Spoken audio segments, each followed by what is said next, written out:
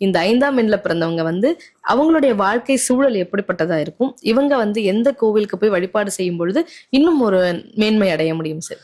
5 புதன்னாலே திருவெண்காடு நம்ம தமிழ்நாட்டை பொறுத்த அளவுக்கு புதனுக்கான கஷேத்திரம் அது.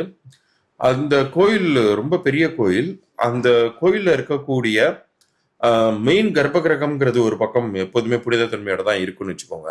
ஆனா அந்த கோயிலுக்கு போனா ஒரு மிக புனிதமான ஒரு அமைதியும், அந்த ஒரு சுத்தி அந்த பிரகாரத்தை சுத்தி வரும்போது அவ்வளோ நீட்டா இருக்கும் அந்த கோயில். ஒரு பரிசுத்தமா நம்ம அந்த இடத்துல புனிதத்தன்மையை உணரலாம்.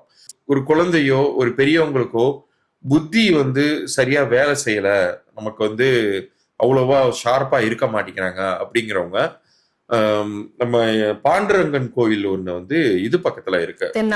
தென்னாங்கூர் மட்டுமல்ல, ஆடுதுறைன்னு ஒரு ஊர் இருக்கு இல்லையா, அங்க பக்கத்துல கோவிந்தபுரம்னு சொல்லிட்டு ஒரு ஊர் இருக்கு. அங்க அந்த கோவிந்தபுரத்துல பாண்டரங்கனுக்குன்னு ஒரு தனி கோயில் அமைச்சு கோசாலை எல்லாம் வச்சிருக்காங்க. அங்க போய் அந்த இறைவனை பாண்டரங்கனை வழிபட்டுட்டு, குறிப்பாக அந்த கோசாலைக்கு உங்களால் முடிந்த அந்த பசுக்களுக்கான ஏதாச்சும் ஒரு அந்த உணவுக்கான ஒரு காணிக்கை நீங்க செலுத்திட்டு வரும் பொழுது, அவங்க பசு வச்சு பராமரிக்கிறாங்க, தினமும் அதுக்கான தீவனம் எல்லாம் போடுறாங்க, அதுக்கான காணிக்கை செலுத்திட்டு வரும் பொழுது அது மிகப்பெரிய நல்ல பலன்களை கொடுக்குது.